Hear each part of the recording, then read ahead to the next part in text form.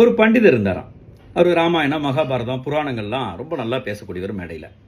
ஒரு கிராமத்தில் அவரை புக் பண்ணியிருக்காங்க. அவரை கொண்டு போய் ஒரு குதிரை வண்டிக்காரர் அங்கே இறக்குறாரு. அங்கே போய் பார்த்தா ஆடியன்ஸே மொத்தம் 10 பேர் தான் இருக்காங்க. செம்ம டென்ஷன் ஆயிடுச்சு இவருக்கு.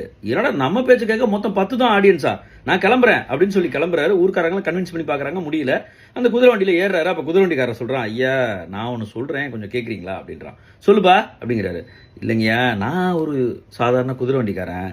நான் ஒரு 10 குதிரை வச்சுருக்கேன். அதுக்கு நான் உணவு கொடுப்பேன், போய் சாப்பாடு கொடுத்துட்டு போகிறேன்னு வச்சுக்கோங்களேன். ஒரு 8 குதிரை வெளியில் போயிடுச்சுன்னா இந்த 2 குதிரைக்கு நான் சாப்பாடு வச்சுட்டு வருவேன், அதை பட்னி போட மாட்டேன் அப்படின்னா. ஆஹா, எவ்வளோ பெரிய ஞானம் கொடுத்துட்டடா, கிராமத்தில் இருக்கிற இந்த 10 பேருக்கு நீ பேசணும்னு சொல்கிற, அதானே நான் பேசிடுறேன் அப்படின்னு சொல்லிட்டு போய் உட்காந்து பேச ஆரம்பிச்சிடறாரு. நல்லா பேசுகிறாரு. ஒரு 3 மணி நேரம் முடிஞ்சிருது. 3 மணி நேரம் முடிச்ச உடனே மறுபடியும் ஊருக்கு திரும்பி போகிறாரா, குதிரை வண்டியில் ஏறி உட்கார்றாரு. ஏறி உட்காந்துன்னு அப்புறம் எப்படி பேசினானா அப்படின்னு கேட்குறாரு. ஐயா மறுபடியும் சொல்கிறேன், நான் குதிரை வண்டிக்காரன். நான் ஒரு 10 குதிரைக்கு சாப்பாடு எடுத்துகிட்டு போவேன். அங்கே 2 குதிரை தான் இருக்குன்னு வச்சுக்கோங்களேன். இந்த 10 குதிரை சாப்பாடையும் தூக்கி 2 குதிரைக்கு போட்டு திணிக்க மாட்டேன். 3 மணி நேரம் பேசியிருக்க வேணாங்கய்யா அப்படின்னானா.